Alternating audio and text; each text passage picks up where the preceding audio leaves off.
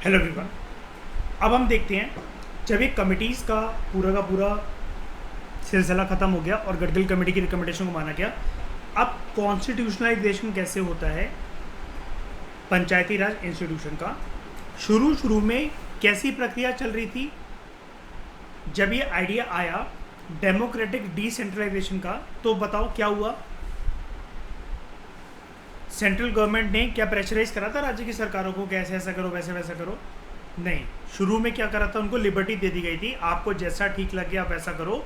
ये इंश्योर लेकिन करने की कोशिश करना कि आप अपने राज्य में एटलीस्ट 3 लेवल पर तो लोकल बॉडीज़ को एम्पावर करो ही करो। और वो 3 बॉडीज़ कौन सी? डिस्ट्रिक्ट लेवल पर करो, ब्लॉक लेवल पर करो और विलेज लेवल पर करो। लेकिन राज्य की सरकारों को लिबर्टी मिल गई और अपने अपने राज्य व्यवस्था के अकॉर्डिंग वो लोग कभी 4 टीयर सिस्टम को इम्प्लीमेंट कर रहे थे, कभी 2 टीयर, कभी फाइनेंसिस की दिक्कत थी, कभी कुछ था। तो यानी कि एक यूनिफॉर्म मॉडल जो था, जिसका सपना देखा गया था, वो नहीं आ पा रहा था। तो प्यार से बात मानी नहीं गई राज्य की सरकारों के द्वारा, लातों की भूत बातों से मानते नहीं हैं। अब इसके लिए आया संविधान का डंडा,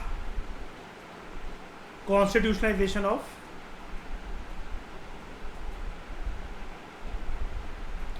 रूरल लोकल बॉडीज या पंचायती राज इंस्टीट्यूशंस। राजीव गांधी गवर्नमेंट की बात करते हैं पहले। राजीव गांधी की सरकार ने 64th constitutional amendment bill introduce करा लोकसभा में जुलाई 1989 में, ताकि पंचायती राज इंस्टीट्यूशंस को संविधान में जगह दी जा सके, उनका कॉन्स्टिट्यूशनलाइजेशन हो सके, वो ज़्यादा पावरफुल बने और उनकी फंक्शनिंग काफ़ी ब्रॉड बेस्ड हो। हालांकि ये जो बिल था लोकसभा में तो पास हो गया अगले ही महीने अगस्त 1989 में, लेकिन इसको राज्यसभा ने अप्रूव नहीं करा। ऑपोजिशन ने काफ़ी निंदा करी इस बिल की और ये बोला गया ऑपोजिशन के द्वारा कि केंद्र की सरकार ये कोशिश कर रही है कि इसका स्ट्रक्चर कॉन्स्टिट्यूशनल मतलब इसको अगर कॉन्स्टिट्यूशनलाइजेशन की प्रक्रिया से गुजरवा कर एक अमेंडमेंट बिल लेकर आया जा रहा है, तो ये सब कुछ केंद्र सरकार की मंजूरी से हो रहा है और वो इस फेडरल सिस्टम के अंदर, जिसमें पावर जो होती हैं वो डिवाइड होती हैं amongst union government, state government, और ऑपोजिशन ने बोला जैसे तैसे अब डिवाइड होने लग गई थी लोकल लेवल पे भी, डिसेंट्रलाइज लेवल आप इसको बोल सकते हो, इसको छीन कर इनकी सारी पावर केंद्र की सरकार अपने हाथ में रखने की कोशिश कर रही है। बस एक ऑपोजिशन का एक बेसिकली कि ये नारा था, ये बस एक बात थी जो उन्होंने उठा दी, इस चीज़ को ऑपोजिशन का ग्राउंड बना दिया। तो अल्टीमेटली जब राज्यसभा अगर इसको अप्रूव नहीं करेगा, कॉन्स्टिट्यूशनल अमेंडमेंट बिल है यार, बात तो सिर्फ यहाँ पर अभी राज्यसभा पे भी जाकर नहीं रुकनी थी, इसके बाद क्या होना था? नहीं, कॉन्स्टिट्यूशनल अमेंडमेंट बिल है, स्टेट गवर्नमेंट के पास जाना था ना। एटलीस्ट 50% स्टेट लेजिस्लेचर जो है वो क्या करें, इसको अप्रूव करें, पास करवाएं, है ना, अपने विधानसभा विधान परिषदों में, जैसी जिसकी व्यवस्था है, यूनिकैमरल या बाईकैमरल।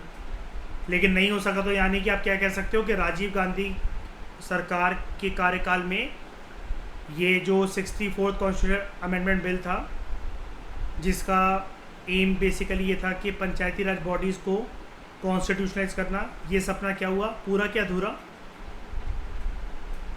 अधूरा रह गया। उसके बाद बीपी सिंह की गवर्नमेंट, नेशनल फ्रंट की जब सरकार आती है नवंबर 1989 में, under the prime ministership of Shri VP Singh ji, इसने अनाउंस करा कि ये स्टेप लेंगे पंचायती राज इंस्टीट्यूशंस को स्ट्रेंथन करने के लिए। जून 1990 आया 2 दिन की कॉन्फ्रेंस हुई सभी के सभी राज्यों के मुख्यमंत्रियों के साथ, और उसकी अध्यक्षता कर रहे थे इस कॉन्फ्रेंस की खुद प्रधानमंत्री वीपी सिंह जी। इसमें इन्होंने सभी मुख्यमंत्रियों के साथ डिटेल में चर्चा करी कि आप लोग बताओ, आप लोग अभी तक क्या करते हुए आए हो पंचायती राज बॉडीज़ को स्ट्रेंथन करने के लिए, और हम आगे क्या कर सकते हैं, और आप बताओ हमसे यानी कि केंद्र की सरकार से आप क्या सहयोग चाहते हो, हम आपकी कैसी मदद करें कि जिसकी वजह से हम ये डिसेंट्रलाइज डेमोक्रेसी का जो कंसेप्ट है इसको फ्रूटफुल बना सकें। बताओ, 2 दिन की कॉन्फ्रेंस थी, 48 घंटे, मतलब मैं ये तो नहीं कह सकता 48 घंटे कॉन्फ्रेंस चली, लेकिन बहुत डिटेल डिस्कशन हुई थी, काफ़ी घंटों का समय यहाँ पर दिया गया था। प्रधानमंत्री अगर 2 दिन का टाइम अगर सभी मुख्यमंत्री के साथ इस बात को डिस्कस करने के लिए अगर निकाल रहे हैं, यू कैन इमेजिन कि काफ़ी इंपॉर्टेंट मीटिंग रही होगी है। तो इस कॉन्फ्रेंस में कुछ प्रपोजल्स को अप्रूव करा गया कि सभी मुख्यमंत्रियों ने वीपी सिंह जी के साथ मिलकर इस नतीजे पर वो लोग पहुँचे। उन्होंने बोला हम लोग एक काम करते हैं सर जी, फ्रेश कॉन्स्टिट्यूशन अमेंडमेंट बिल लेकर आते हैं पंचायती राज बॉडीज़ को स्ट्रेंथन करने के लिए। सबकी सहमति थी। Consequently a constitutional amendment bill was introduced in the Lok Sabha in September 1990।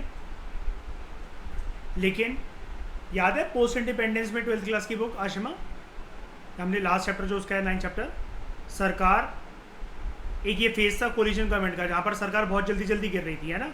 Atal Bihari Vajpayee की जैसी पहली सरकार 14 दिन के अंदर गिर गई थी, फिर दूसरी बार उन्होंने मुश्किल से 5 साल कंप्लीट करे थे, है ना। लेकिन fall of the government resulted in the lapse of the bill.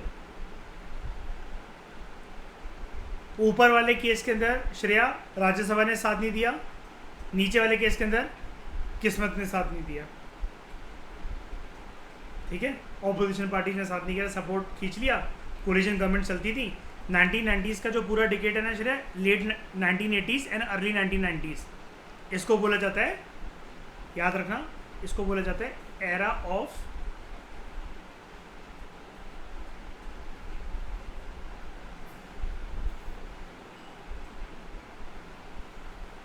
Collision politics. क्या बोला जाता है?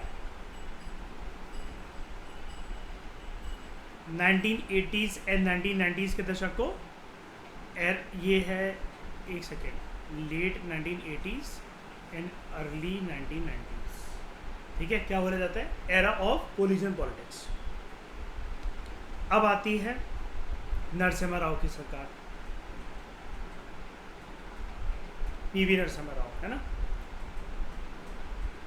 कांग्रेस गवर्नमेंट जो बनी आगे चलकर under the prime ministership of PV Narasimha Rao, इन्होंने एक बार फिर से पंचायती राज इंस्टीट्यूशंस को कॉन्स्टिट्यूशनलाइज करने के मुद्दे के ऊपर सोच विचार करने का निर्णय लिया,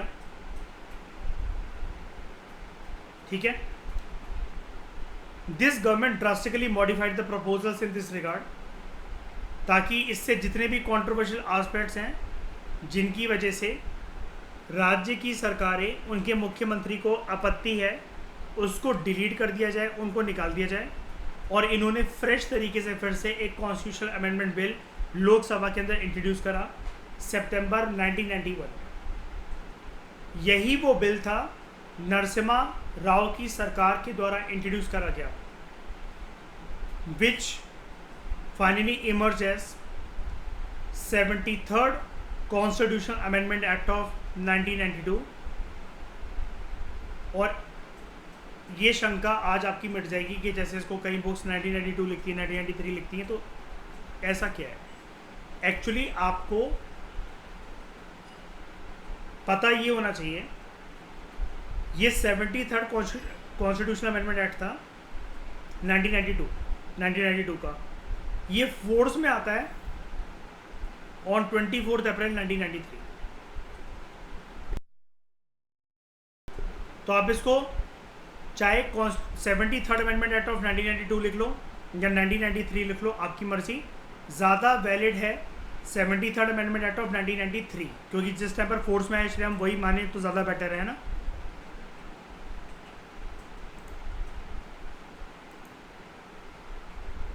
ये जो बिल है इसको लोकसभा ने पास कर दिया था 22 दिसंबर 1992 को, और राज्यसभा ने 23 दिसंबर 1992 को, अगले ही थे। बाद में इसको 17 स्टेट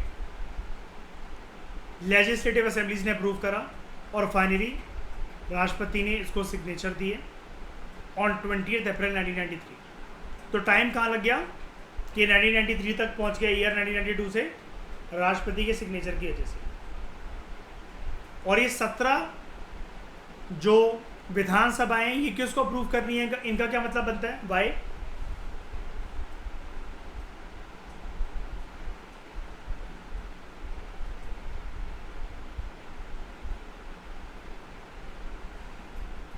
नहीं तो क्यों अप्रूव कर रही है? चलिए क्यों अप्रूव कर रही है? स्टेट्स इन्वॉल्व है मतलब?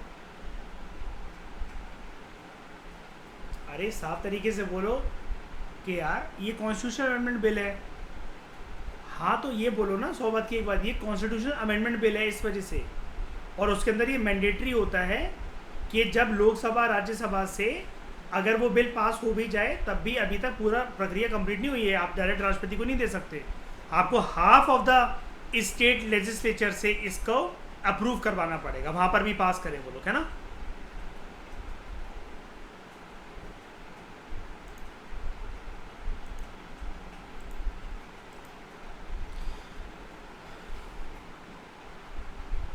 तो इस डिस्कशन में दोस्तों फिलहाल इतना ही। Thank you very much for discussion. एक बात ज़रूर याद रखना, राजीव गांधी की सरकार के टाइम पर ये इनिशिएटिव आया था, ये 1989 में ही बन जाता अमेंडमेंट एक्ट, ये वो फेल हो गया। क्यों?